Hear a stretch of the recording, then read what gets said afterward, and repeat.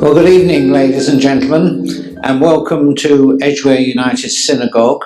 And thank you for coming here rather than going to the hustings for the President of the Board of Deputies at JW3. Tonight, we're privileged to have as our speaker Professor Geoffrey Alderman, who will address us on confronting fascism in the 1930s and overdue appraisal. We are still all discussing the impact of contemporary left anti-Semitism on the result of the local election last week in the London borough in this London borough of Barnet, a topic that David Hirsch addressed us on in January. But until recent years, the Jewish community was understandably far more focused on far-right anti-Semitism, and the fact that we now have our focus on the left should not detract from the reality that there are many countries in the world today that are moving in the direction of fascism under our gaze without our noticing it, and that the far right still poses a threat to our community.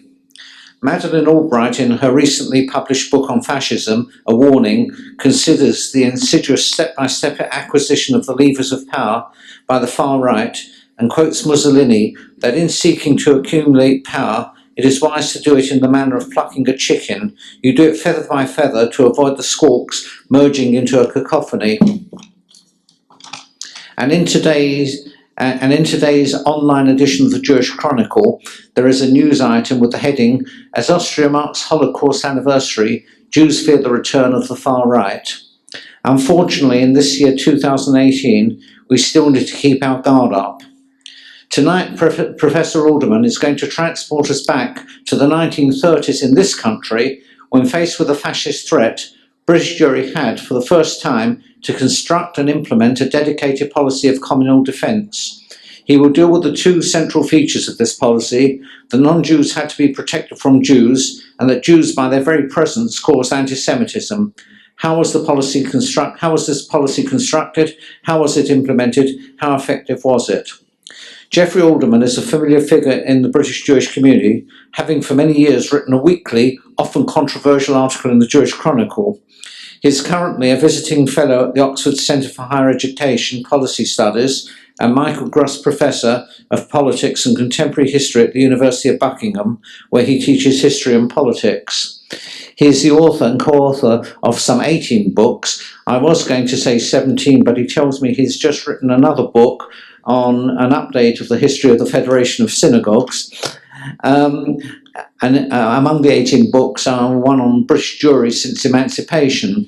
He's a prize-winning journalist. He has written it irregularly for The Guardian, Spectator, Times Higher Education, and regularly for the Jewish Telegraph.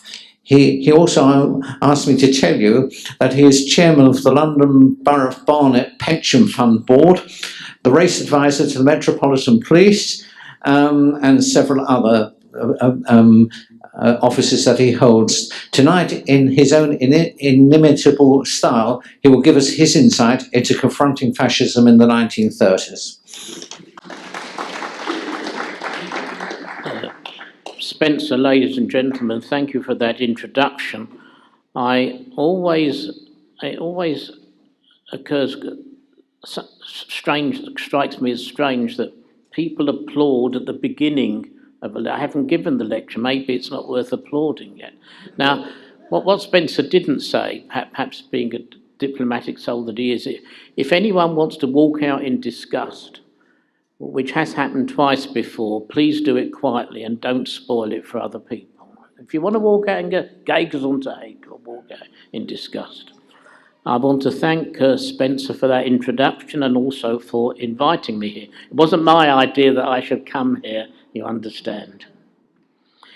Between 1931 and 1940, the Jewish communities of the British Isles were compelled, or at least felt themselves compelled, to formulate and implement a coherent communal-wide defence policy.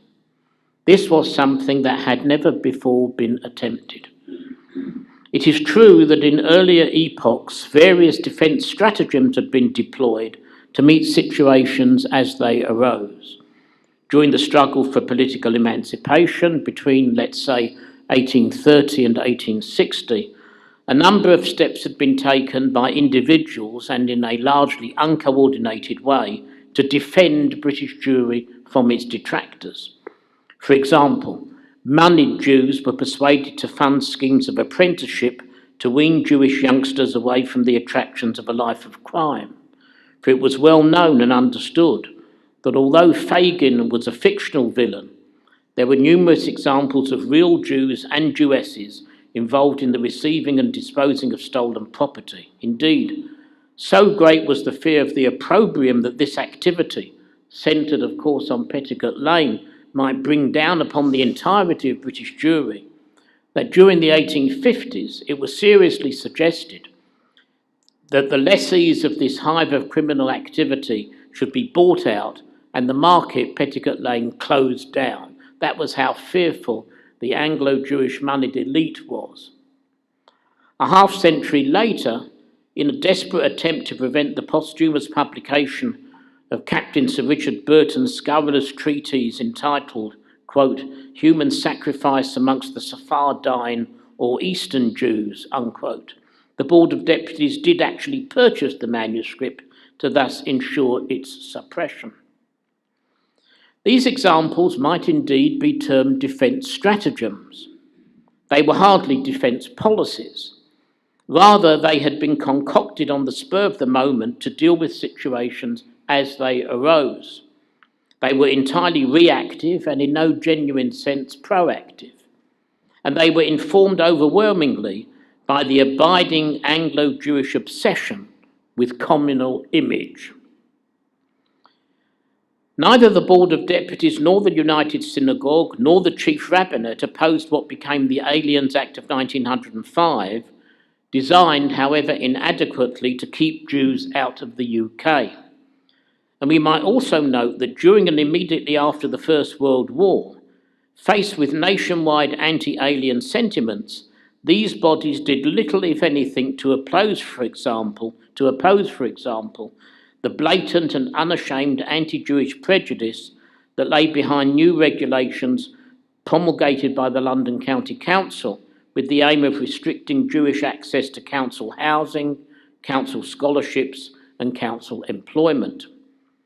Asked at a meeting of the deputies in March 1925 to justify such inertia, the Conservative MP and London County Council member Sir Isidore Salmon, a treasurer of the United Synagogue, explained that given the temper of the times, it was simply not prudent for the board to make a nuisance of itself by campaigning against the LCC policy, whilst another speaker, Robert Henriques, quote, pointed out how necessary it was to exercise tact in cases like this. These were difficult times and there was much prejudice abroad, unquote.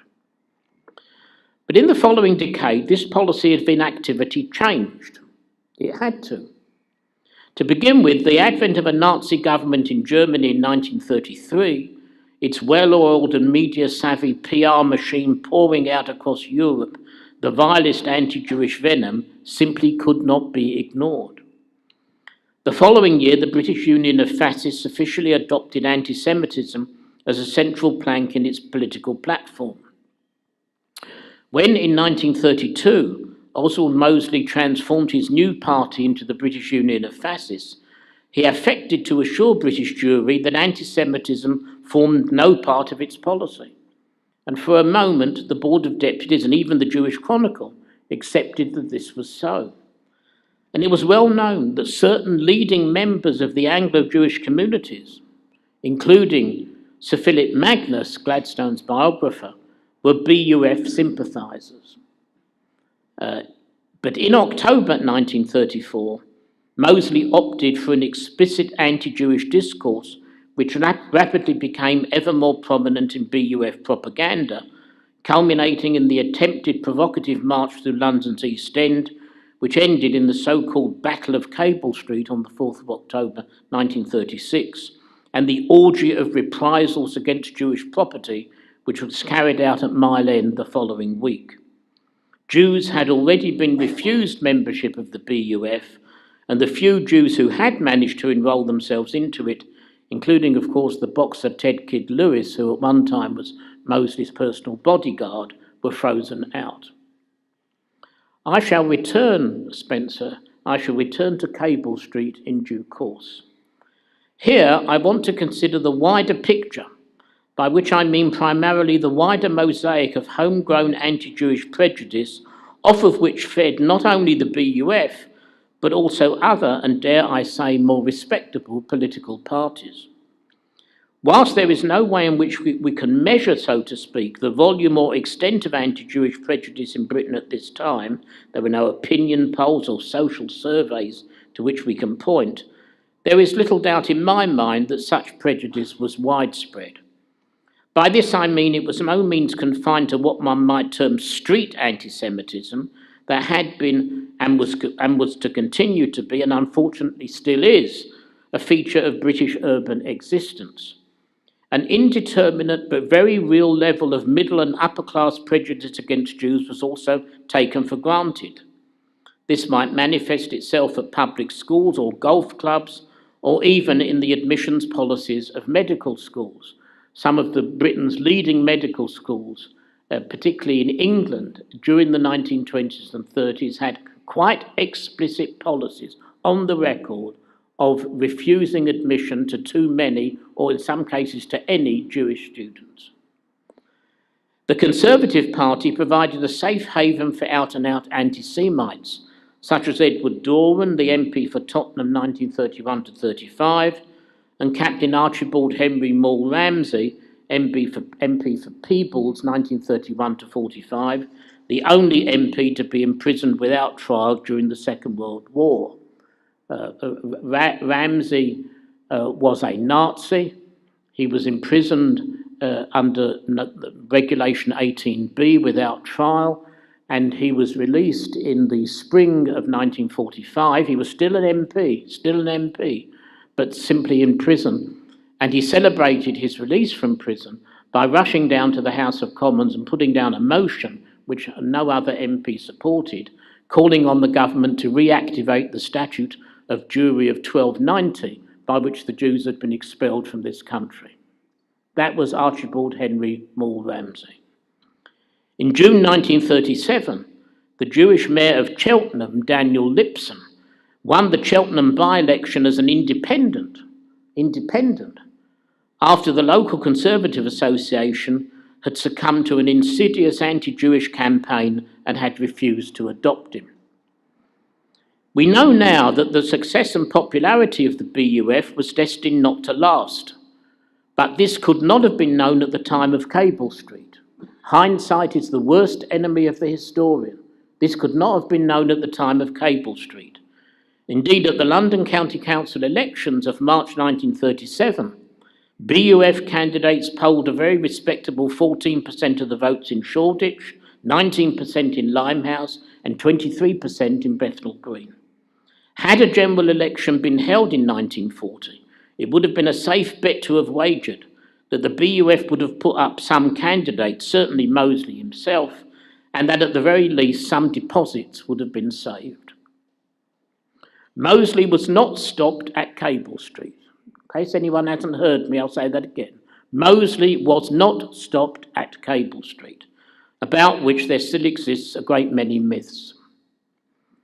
In the early 1990s, I had the privilege of supervising a brilliant doctoral student, Thomas Linehan, now of Brunel University, who had taken upon himself the daunting task of recreating the membership lists of the East London and South West Essex branches of the British Union of Fascists, and from those lists of discovering who the members of these branches were and why they joined the BUF.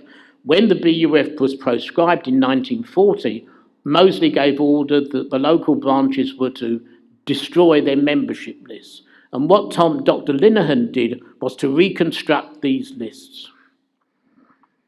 When historians who, in the 1960s and 1970s, first started seriously examining the phenomenon of the BUF, they had relied almost exclusively on what were at best intelligent guesses as to the total BUF and individual branch memberships. Dr. Linehan swept these generalisations aside.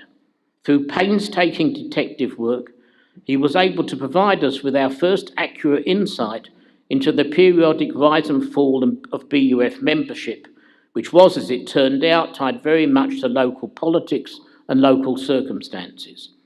His thesis was published in 1996 as the book East London for Mosley.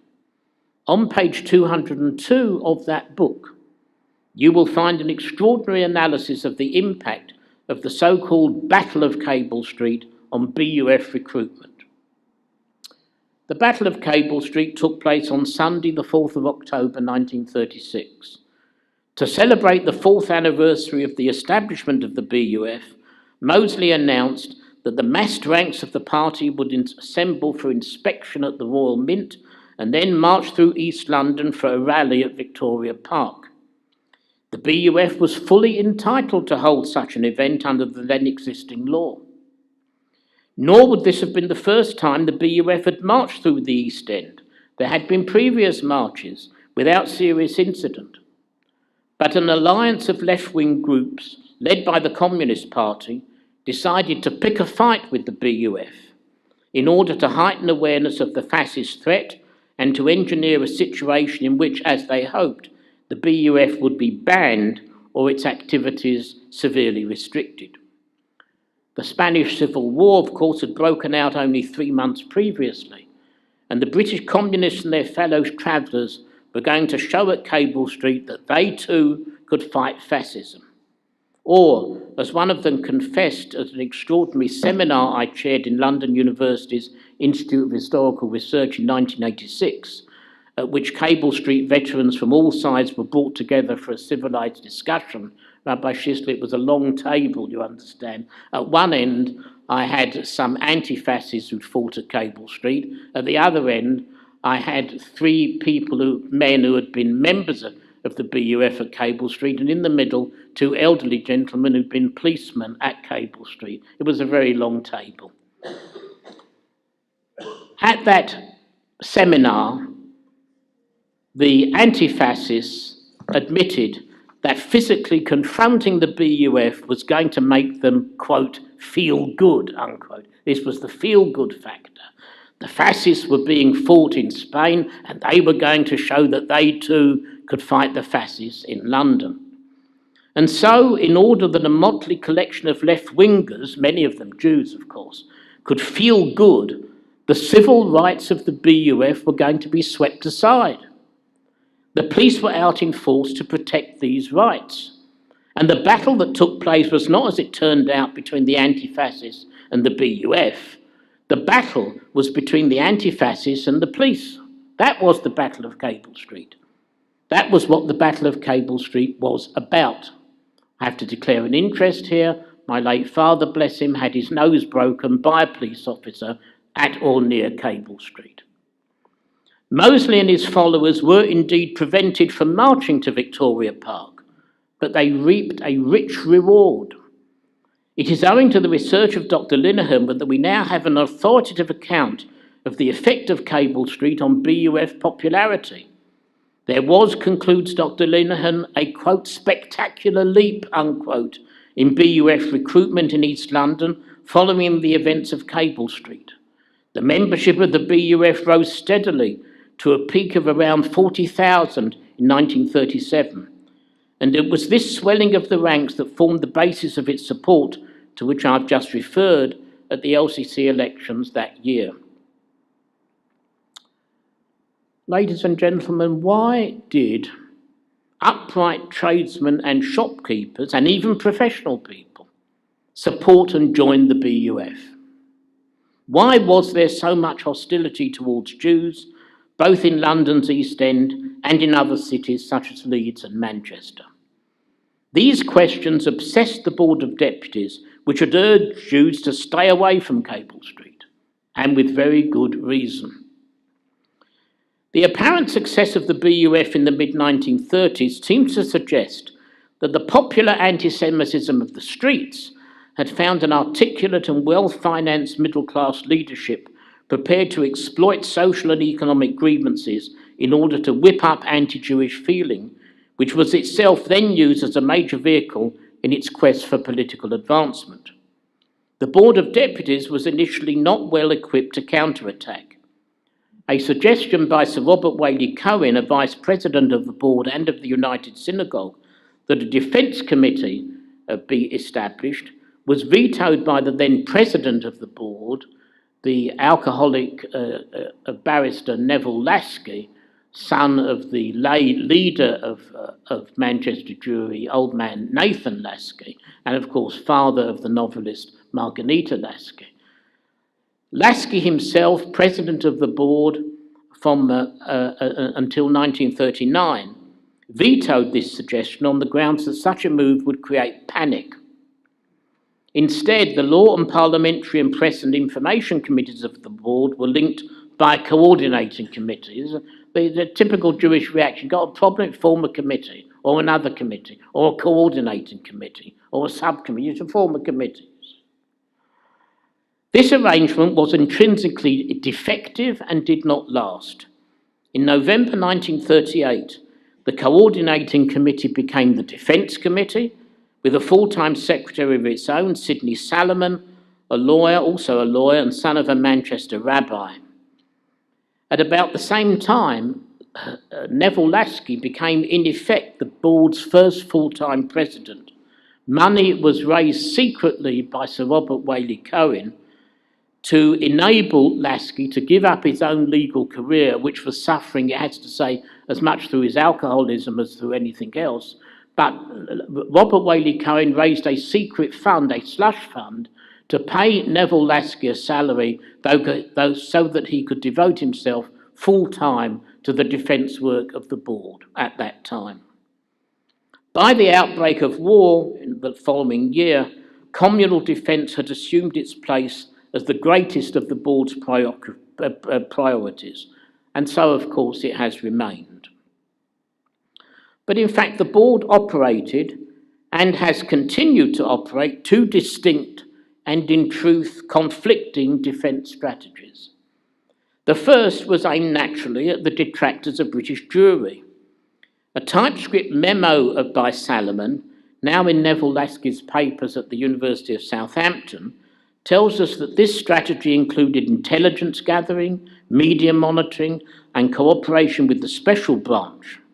At times of national and municipal elections, such as the 1937 local elections, candidates in the major political parties were offered election literature, which they could then distribute as their own.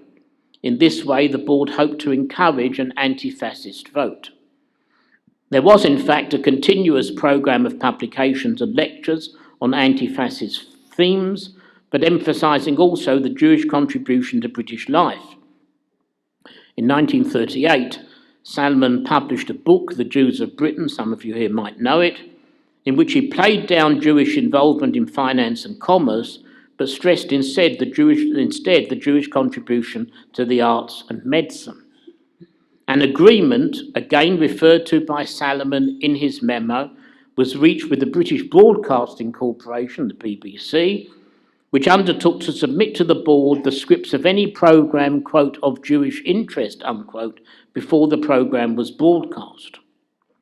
In November 1940, the chairman of the board's Defence Committee, Gordon Liverman, reached an agreement with Maurice Meyer, by which in return for a loan of £500, Meyer gave an unqualified assurance, I'm quoting from Salomon, an unqualified assurance, not to allow his Yiddish pro-Zionist newspaper, Die Zeit, to advocate a contrary attitude to the official policy of the board. Meyer was, in fact, bribed in order to ensure that Die Zeit followed board policy. Much of the board's defence literature, by reason of its diffidence and condescension, arguably strengthened the anti-Semitic cause. Nor in any case did all this commendable effort represent the major thrust of the defence policy. And the major thrust of the defence policy of the Board of Deputies in the 1930s and 1940s was aimed not so much at protecting Jews from their detractors as at shielding detractors from the Jews.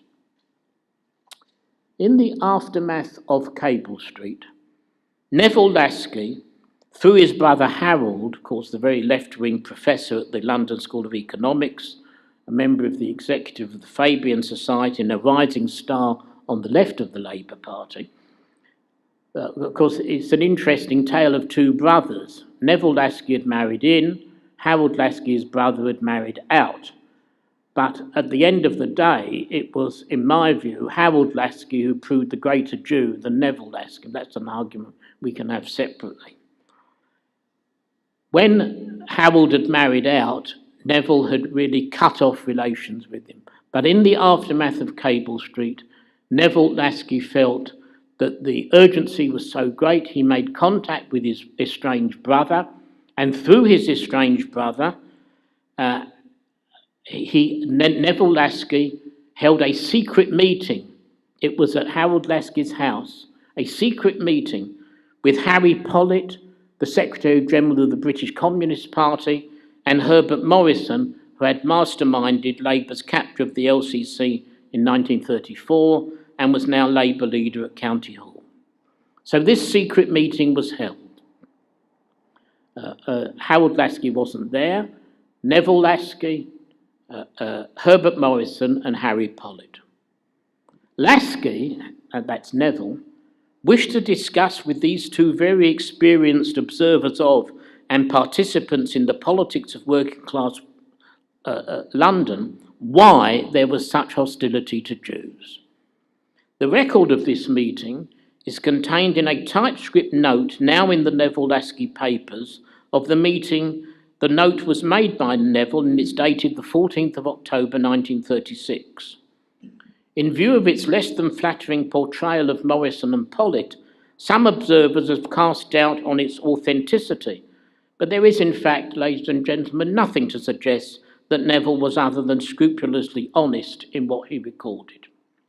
And what he recorded was that Morrison and Pollitt agreed that Jews carried much of the responsibility for the prejudice against them. The two political leaders, Pollitt and Morrison, made some very unflattering remarks about Barnett Janner's invocation of the Jewish vote at Whitechapel during the emotion-charged by-election there in 1930, when Janner, then a Liberal, played the Zionist card. I'm quoting from Lasky's memo.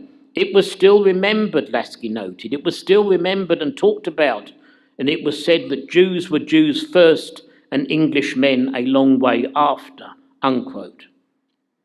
But the major burden of the analysis which Lasky was offered by Pollitt and Morrison was that by their professional conduct, Jewish landlords, estate agents and businessmen had contributed much to anti-Jewish feeling in the East End of London. Lasky did not waste much time in accepting the truth of what he had been told, and his view was shared by many other communal leaders.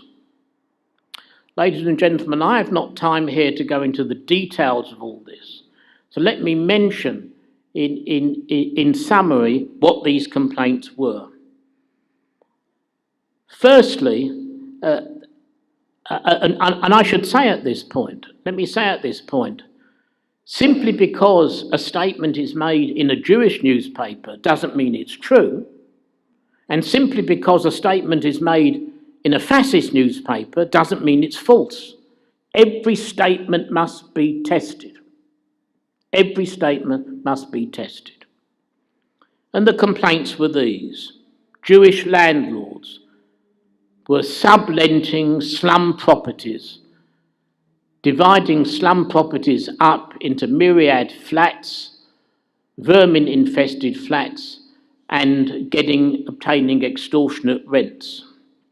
Jewish businessmen were engaging in unchristian practices which were legal but felt to be unchristian, such as advertising campaigns that drew in custom by selling lost leaders, selling some goods below cost price in order to attract in custom.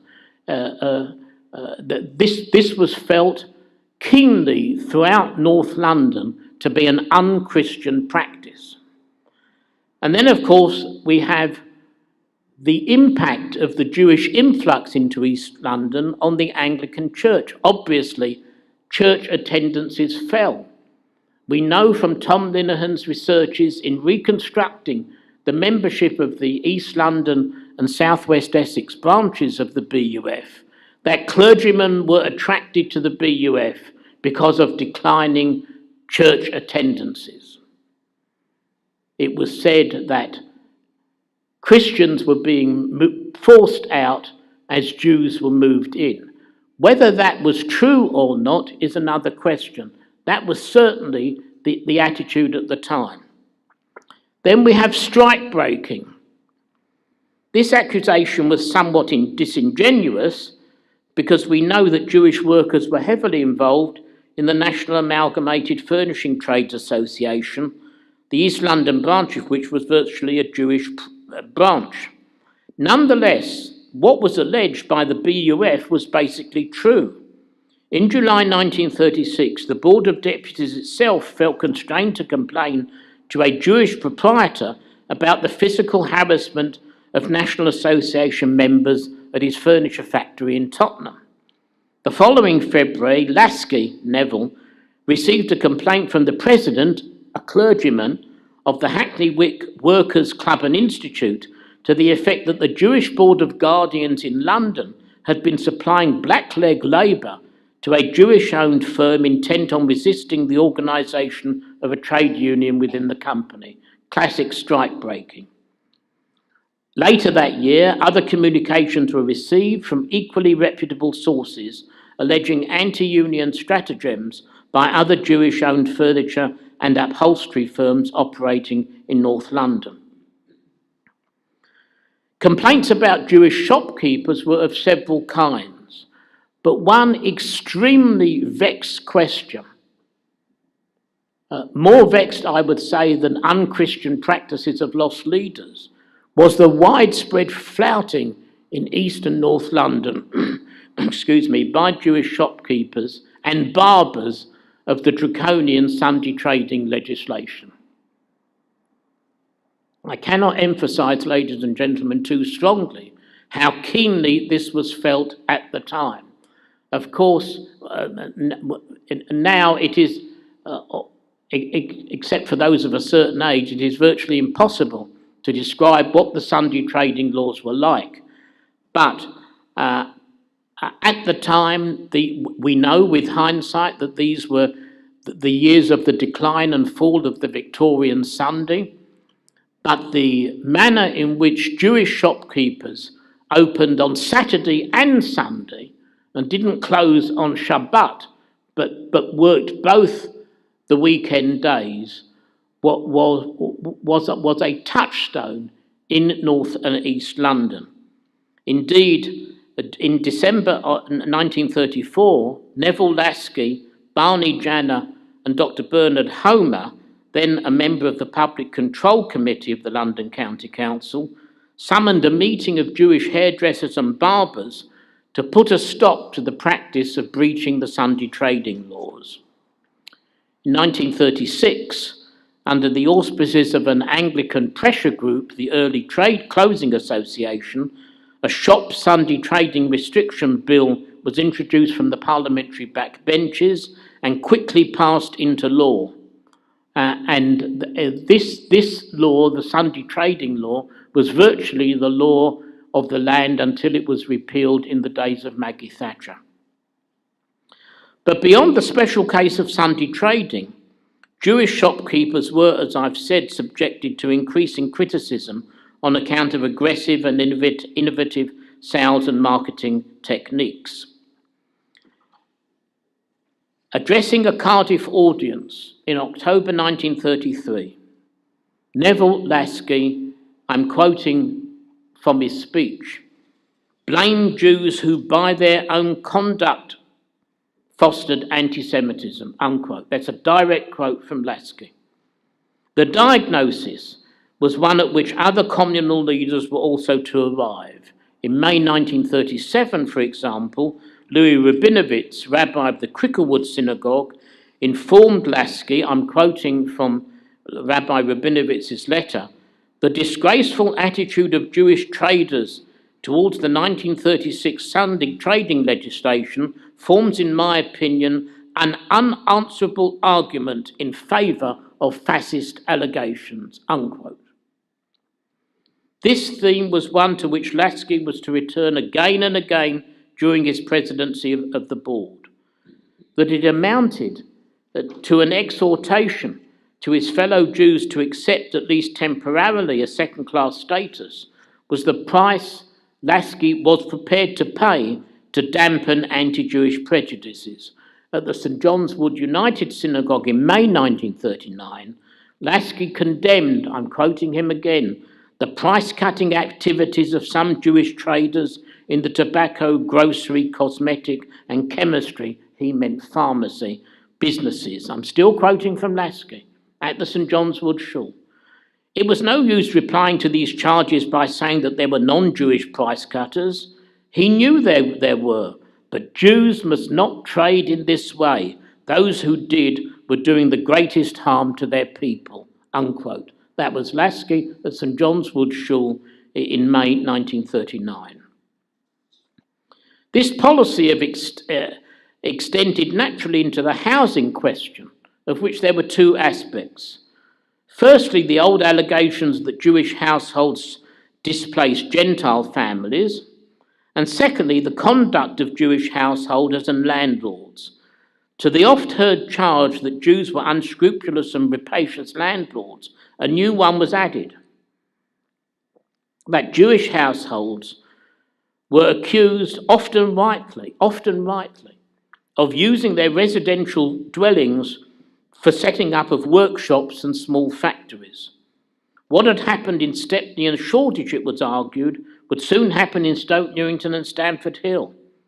Our best residential roads are being ruined by these pests, an old Hackney inhabitant urged in the Hackney Gazette in 1934, because, quote, good private houses, unquote, were being turned to industrial purposes. In 1923, the London County Council, then under the control of the Municipal Reform Party, which was simply another name for the Conservative Party, had adopted new housing regulations, which, other than in cases of slum clearance, gave preference in the allocation of its housing stock to those who were British-born or naturalised. As new LCC housing estates were brought into commission after the First World War, the severity of this anti-alien policy was, of course, deliberate anti-alien policy, became all too real. In the borough of Stepney, by the early 1930s, the alien non-naturalised population still amounted to 30,000 out of a total of some 219,000. This was a sizable segment of the population. Most of these aliens were, of course, Jews, and as a result of the LCC Tory-controlled legislation of 1923, they had to go to the back of the queue for allocation, except in cases of slum clearance on new LCC estates. Some Jews tried at the Board of Deputies to raise this issue and to get the board's leadership to put pressure on the London County Council to rescind or ameliorate this deliberately prejudicial housing regulation. But the leadership of the Board of Deputies would not give way. Jewish agitation at the continued existence and application of the LCC's housing policy was allowed to subside. Indeed, though it goes beyond the remit of this talk, that regulation survived the Second World War and was only repealed in the 1950s. In 1947, the then Board of Deputies determined, now that the London County Council was under Labour control, to try again, and a deputation in 1947 was sent to the Deputy Chairman of the London County Council, please rescind this regulation. The Deputy Chairman of the London County Council refused point blank to do so. Can anyone tell me who was the Deputy Chairman of the London County Council in 1947? Victor Mishcon. Victor Mishcon sent the Board of Deputies deputation away with a flea in its ear. Of course he wasn't going to put his head above the parapet and rescind or even propose the rescinding of that 1923 regulation.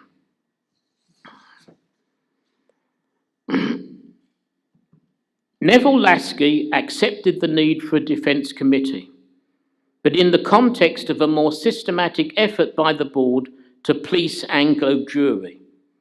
In May 1938, a subcommittee set up at his suggestion to deal with such social conditions as sweatshops, bad employers, landlords and price cutting in the East End, recommended the establishment of another special committee, charged this time with the duty of enhancing communal awareness of the effect upon the communal image of what it termed were, quote, individual malpractices, unquote. I submit, Gordon Liverman, who was chairman of the Defence Committee, wrote in November 1938, I submit that the time has passed for us to pretend that we are a perfect community and to ignore the fact that not a day goes by without anti-Semitism being created by Jews themselves. I'm still quoting him, a new generation of unethical Jewish traders are by bankruptcy, due to complete irresponsibility and lack of principle, causing hardship over a wide field and manufacturing anti-Semitism at high pressure, unquote. In the short term, so-called vigilance committees were set up, covering both towns and trades, to investigate complaints relating to Jewish landlords, Jewish employers, Jewish refugee immigrants and Jewish traders. These efforts were coordinated by an adjunct of the Defence Committee, an advisory body, which was reconstituted in 1940 as an organisation separate from but affiliated to the Board of Deputies and known as the Trades Advisory Council, the TAC. The self-defined remit of the TAC was, and I quote from its literature, the elimination of friction between Jew and non-Jew in trade and industry, unquote. And thus, Spencer, in a manner which possessed much irony, the establishment of the TAC was recognition of the enduring sense of Jewish separatism in Britain. To this extent, the outlook of the established leadership came to have something in common with that of the Zionists. Jews in Britain could never exercise the same freedoms which the British state alleged was the birthright of all its citizens. In one direction, these policies led to an extremely narrow view of British Jewry's duty towards refugees from Nazi Germany and later Austria and Czechoslovakia. The last thing the Board of Deputies and the Jewish leadership of Anglo Jewry wanted, in addition to all the problems that I've spent this lecture outlining, was an influx of foreign-born German or Czech-speaking Jews, just to add to the headaches and the worries. In summary, between 1933 and 1938, the official organs of Britain's Jewish communities did their best to ensure that the least possible number of such refugees were admitted to the United Kingdom, and that as far as possible, those who were admitted were only those who might be judged to be the most easily inclined to assimilate into the host society.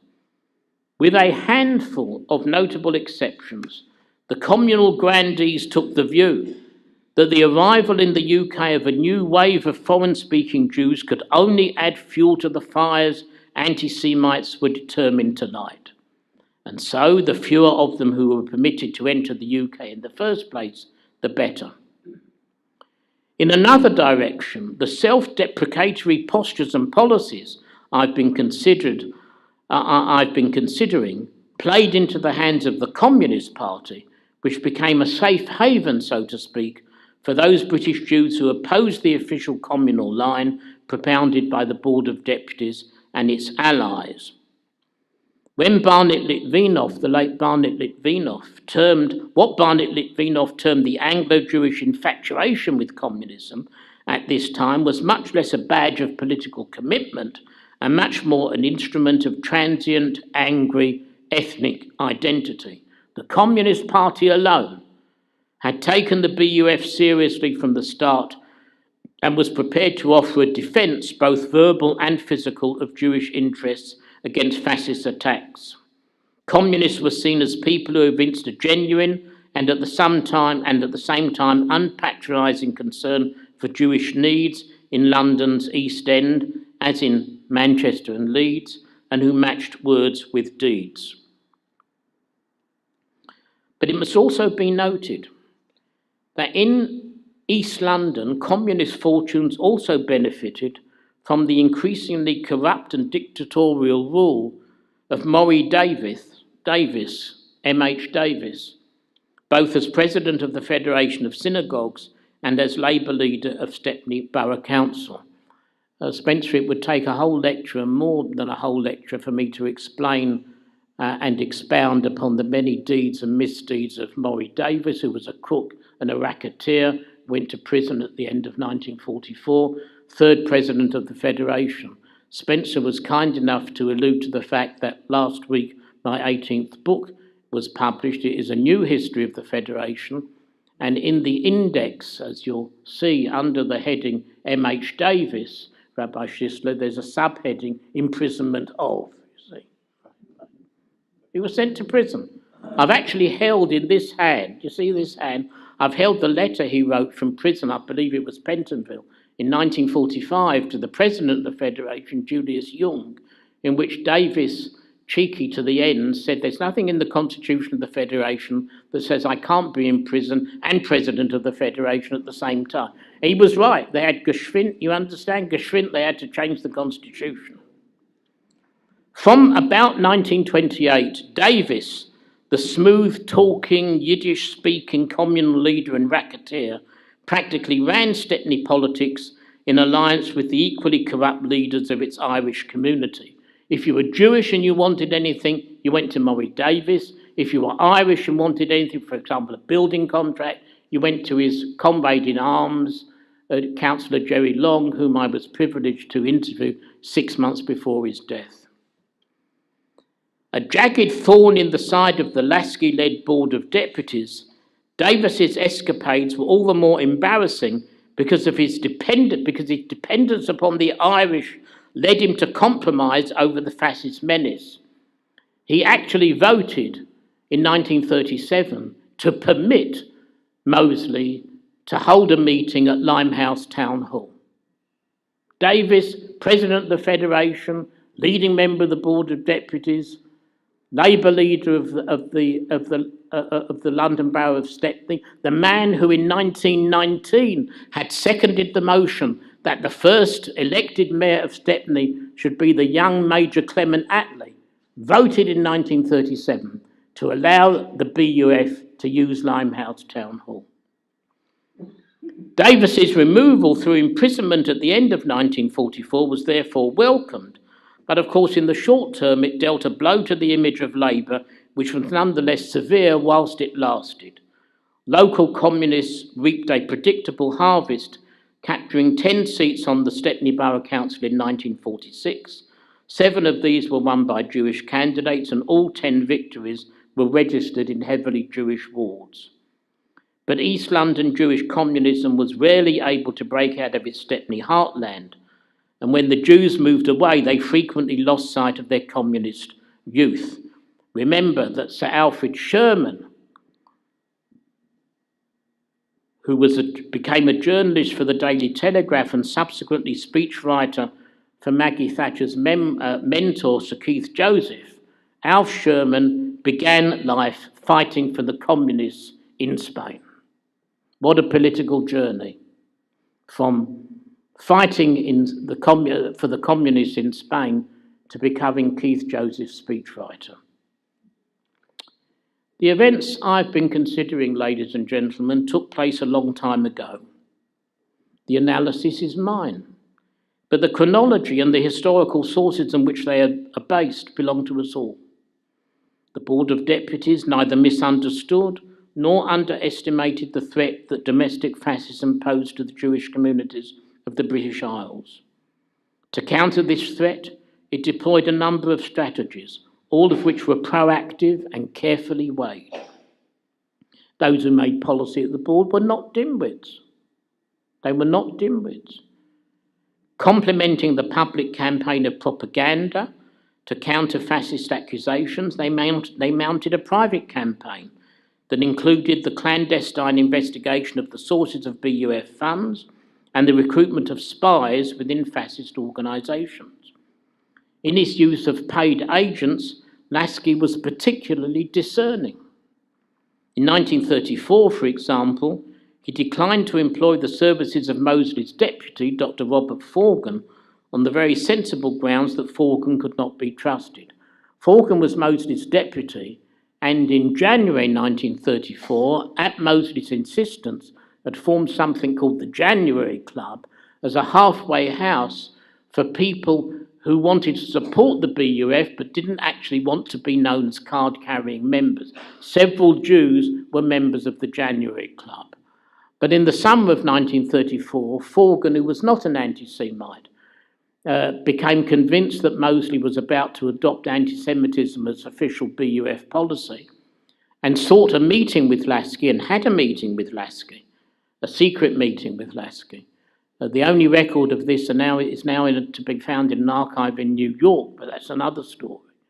And Forgan said to Lasky, "I will stay on as Mosley's deputy and I'll spy for you, in return for which you must pay me a stipend." And Lasky quite rightly refused this offer because Forgan was someone whose word could not be trusted. Forgan did the honourable thing. He resigned from the BUF in October 1934. And then Spencer, he made a career decision which, had he consulted me, I would have warned him against. He was a medical doctor. He tried to set up a medical practice in Golders Green. Well, this, of course, failed spectacularly. Lasky's policy, and that of the board, of avoiding confrontation with the BUF was certainly far-sighted. All this is true. All this is true. The paid agents, the spy networks that Lasky set up, all that was true. But it's also true that the board's overriding concern was to command and control how Jews behaved and how they interacted with the Gentile majority amongst whom they dwelt. With some, but not many, Spencer, exceptions. The board at this time believed that Jews, by their presence and by their activities, caused the prejudice from which they suffered. In pronouncing thus, ladies and gentlemen, the board was indeed defending the indefensible. Thank you.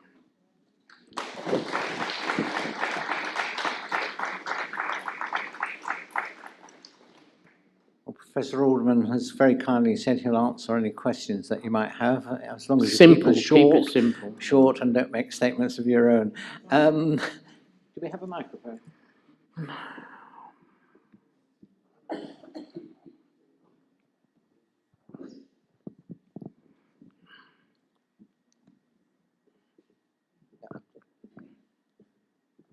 I might just say that although I see some similarities with what is going on today, with some of the things with Reverend Sizer, the problems we had with him with anti-Semitism as a minister of the Christian Church, with allegations made on housing policy and all sorts of other things, I think the board has changed, and I say this as a member of the Board of Deputies. A few weeks ago, I and one or two other people here were on the demonstration that the Board of Deputies and the Jewish Leadership Council organised in Parliament Square, the Enough is Enough demonstration, and I think we showed our solidarity against anti-Semitism.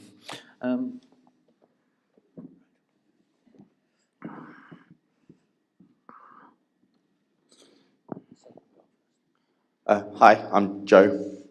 So you mentioned that the Board of Deputies wanted to stem the tide of immigration of European Jews into Britain.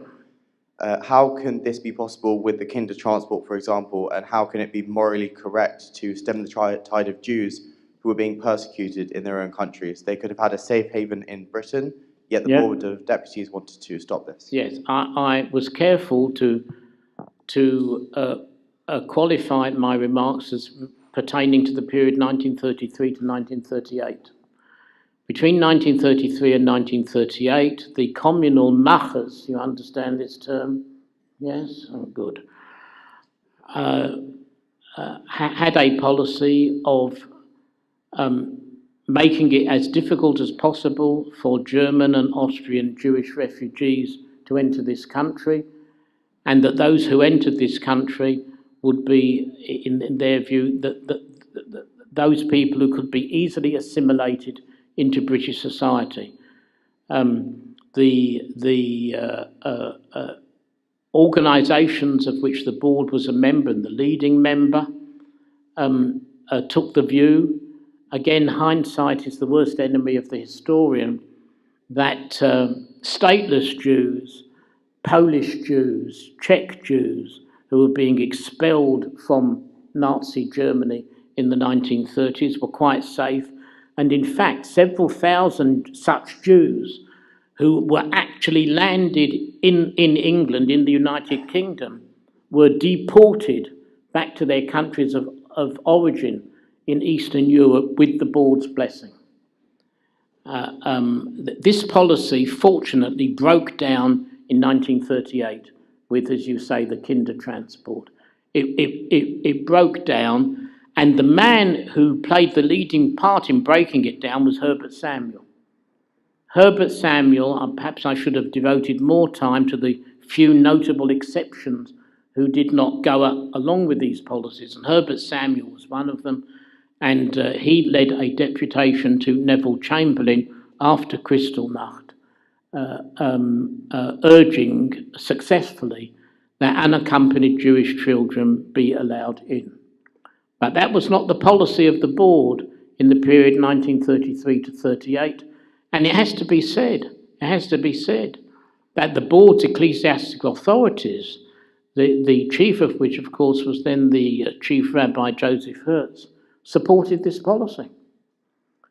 Indeed, it's absolutely remarkable that in 1939, Hertz, in his annual, I think it was these sort of pre-Rosh Hashanah BBC radio broadcast to the Jews of the British Empire, could say, it's on the record, that the worst enemy of the Jews was Joseph Stalin, not Adolf Hitler. He actually said this.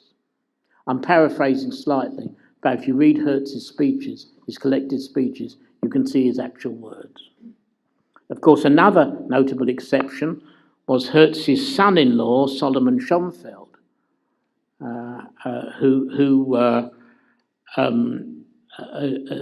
devised a special unit. He called himself the Assistant Chief Rabbi, and he designed a special uniform, Rabbi Schisler, a sort of Deputy Chief Rabbinical uniform.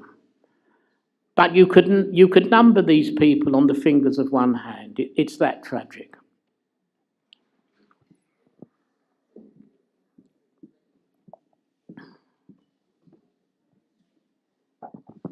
Good evening, I'm David. Good evening. How are you? I'm very well, thank you. Excellent. And very, very interesting talk indeed.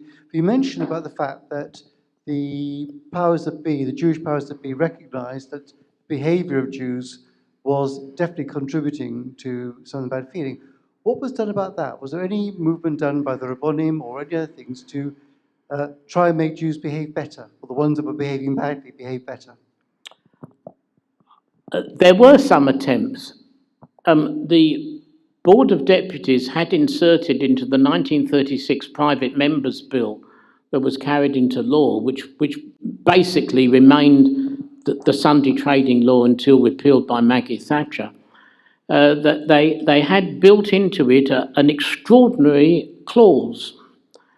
This clause said that if any local authority suspected any Jew of trading on the Jewish Sabbath and then opening on Sunday, that person or persons, those persons, could be taken to a unique statutory tribunal, a totally privatised tribunal called the Jewish Tribunal.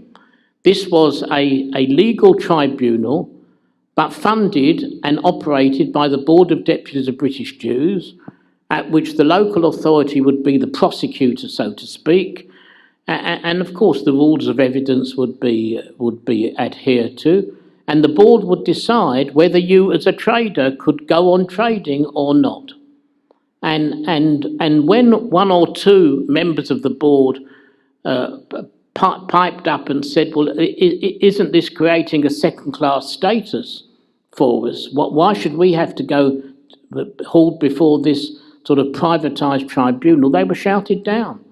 This was felt to be, in this hour of crisis, this was felt to be a need. In the case of the Board of Guardians strike breaking, yes, pressure was brought to bear. But of course, the Board of Guardians had a different agenda. It had Jews who were out of work, and the Jewish factory owners along the Lee Valley, factory shop, furniture stores, furniture factories, were crying out for labour. So some of these battles were won, and some of these battles were lost. In relation to the so-called unchristian practices, the battle was lost. There was no way in which Jewish shopkeepers were going to restrict themselves in ways which the law did not force them to do. That they said to Bernard Homer and Neville Lasky and Gordon Liverman, we will obey the law, but the law allows us to have lost leaders. It was a losing battle. The pathos is that it was actually thought by Lasky and his supporters that that was the avenue down which they must go. Of course, once war broke out, the whole economy changed. It's interesting, though, if we fast forward 6 years to 1945, there was a famous, or if you prefer, infamous petition in Kilburn, the so-called Kilburn petition. Kilburn had become a centre for Jewish refugees from Nazism. And in 1945, a petition was sent to Parliament demanding that these Jewish aliens be shipped out of this country, perhaps to Palestine. And the first signature on the Kilburn petition was the then Mayor of Kilburn. Remarkable.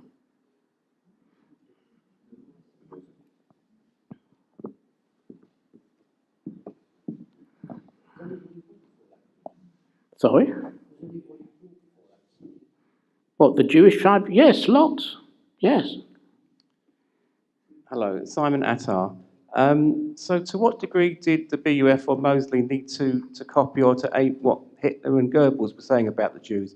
Sorry, to what? To what extent did the BUF and Mosley have to copy or match what Hitler and Goebbels were saying about Jews as being intrinsically evil?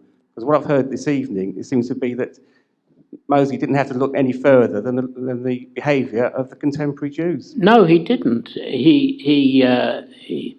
Mosley's contacts, you know, were far closer with Benito Mussolini than with Adolf Hitler. No, he didn't have to look any further. If you read Tom Linehan's book, having reconstructed these membership lists, you'll see that the members, the people who founded the East London and South West Essex branches of the BUF were not unemployed hooligans. They were petty bourgeois, small traders, people who were being squeezed out by these non-Christian practices and so on. They were clergymen, leading lay members of churches who saw the church Sunday congregations decline. Mosley didn't have to look any further than that. And as I said, simply because a statement is made in a BUF newspaper, such as the East London Pioneer, doesn't mean that it's necessarily a lie. Each statement has to be tested. It's an interesting point that you raise. The anti-Semitism indulged in by Oswald Mosley and his brethren was not grounded in what one might call classic Nazi theory, Houston Stewart Chamberlain, for example, or even Adolf Hitler. It was grounded in practicalities. It was a typically British pragmatic approach. And some Jews supported it. That's the remarkable thing. Some Jews supported it, to the extent of being paid up members of Forgan's January Club. Good evening. Good evening. You mentioned Herbert Samuel. Yes? And I was wondering to what extent British anti-Semitism was fueled by British colonial policy in Palestine at the time. Very good question. Palestine was not... I'm basing myself on newspapers, on radio broadcasts, on TV, sorry, not TV, on cinema newsreels, except in times of great riots, say the Hebron massacre of 1929 or the Arab revolt of 1936 to 39. Palestine was not, in the British news media, an issue of the first importance. That said, some of the members of Parliament, and certainly Archibald Henry Maule Ramsay would be one of them, from time to time would allude to the persecution of Palestinian Arabs at the hands of Zionist Jews. But I wouldn't overemphasize that in the great scheme of things.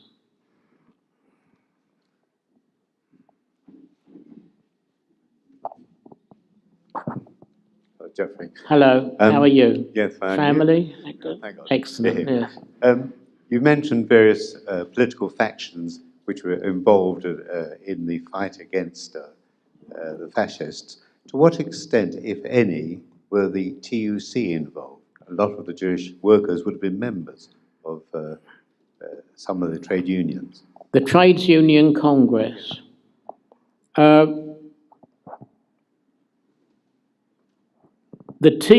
Neither the TUC nor its political offshoot, the Labour Party, took a prominent part in the campaign struggles against fascism in the 1930s. They just didn't. The Labour Party in general felt that it was going to be a vote loser, not a vote winner, and the TUC had bigger headaches on its agenda, the depression and so on, than fighting fascism.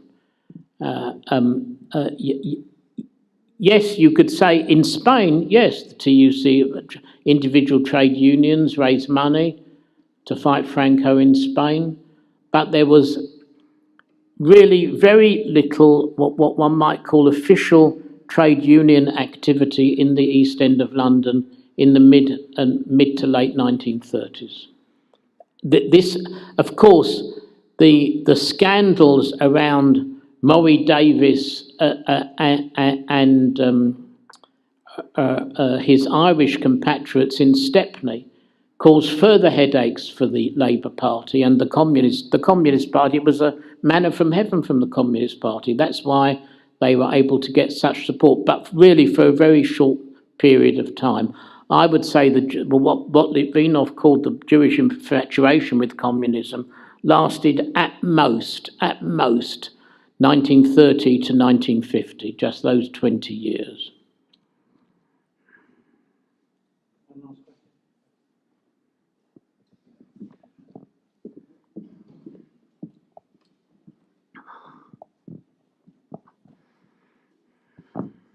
Simon Gamsey. In Europe, obviously things were bad for the Jews. I'm just thinking particularly and I've read a few books, in Austria in the 19th century, many Jews converted to Christianity to become accepted within the society that they were living. They thought that was the way forward, emancipation, etc., etc. So with that in mind, and the fact that anti-Semitism was known in the UK, why do they think they would ingratiate themselves with a local people's country and authorities just by trying to be nicer? So why did who try to ingratiate? The Jews. just by being nicer. Be better behaved and try to do that sort of thing. I said at the beginning of my lecture, the overriding Anglo-Jewish obsession was, is, and probably always will be image. That was why. You know, there was when what became the Jewish Historical Society of England was being mooted in the early 1890s, there was a terrible communal uproar about it, to give status to historians. What was the job of a Jewish historian? It was to present this image. Not to tell the truth, but to present the image. The first history of Anglo-Jewry written by a Jewish person was really a pamphlet written by the lady of Marano descent, Grace Aguilar, in 1847. She made in that pamphlet an extraordinary statement. She said Jewish criminals are virtually unknown in this country, in England. But Grace, only a few years before, the man on whom many think that Dickens modelled Fagin, the fence, Ike Solomons, had spectacularly leaped over the dock at Marlborough Street Magistrates Court and escaped to Hobart, Tasmania. Next time you're in Hobart, Tasmania, go and see the museum erected to his memory. Chief Rabbi Solomon Herschel in, I think, 1836, had from the pulpit of the great synagogue, Duke's Place, Aldgate, preached against Jewish-owned brothels in London. So the idea that Grace Aguilar could have innocently written Jewish criminals in this country are virtually unknown, I'm sorry, strikes me as beyond the credible. But Jews did believe this. They believed that by moderating their behaviour, by aligning their behaviour with those of the non-Jews, the Gentiles amongst whom they lived, they would somehow be accepted. Well, we know where that got us. Incidentally, in the 18th century, most of the brothels in London, most, not all, favoured as the bouncers, you know, the Jewish housewives. You didn't argue with a Jewish housewife. One thing I might have told you, should have told you, is that Geoffrey is a research fellow of the Institute of Historical Research. At the moment, he's researching the Jewish contribution to criminality in Britain. So that will be a book that will be coming out in the future. Let me just tell you about our next meeting, which will be in 3 weeks' time, an illustrated talk by Dr. Menashe Tahan, Secret Judaism in the Sistine Chapel. Something very different from today. I'd now like to call on Dr. Ellis Friedman to propose the vote of thanks. Thank you again to Professor Geoffrey Alderman for his erudite and thought-provoking re-evaluation of the Board of Deputies' policies towards fascism in the 1930s in this country. He presented us with a somewhat unsettling account of reasons partially justifying the hostility towards the Jewish community in the UK. Clearly, the community was not perfect. There was usury and strike-breaking, some justified criticism of the patriotism amongst certain sections of the community. He also reminds us that there was no inevitability about the triumph of democracy over the threat of both fascism and indeed communism. And therefore there were lots of real threats that the Board of Deputies faced. He demonstrated the difficulties in agreeing a communal defence policy from the board, and he explains the board's actions in minimising the factors to inflame anti-Semitism, including the lukewarm support for Jewish migration into Britain.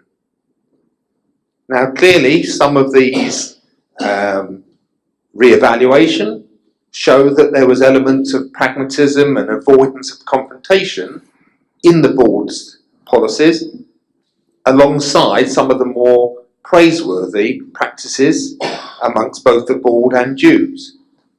It is, of course, the job of historians to re-evaluate, and I would say that that is what Geoffrey has done, because most of us have a more conventional idea about what happened in the 1930s and a more perhaps sympathetic rationale for what happened in the UK during that period. And of course, historians ask different questions, and one of those questions is, why did Britain take a different path to that taken in both Germany and Russia? And clearly we know that very different things happened in this country compared to those countries. So I think his attempt probably to stimulate us and give us thought-provoking ideas tonight has succeeded. I think that's evident from the questions you're asked, and I think we should all join Geoffrey in thanking him for his speech. Thank you very much.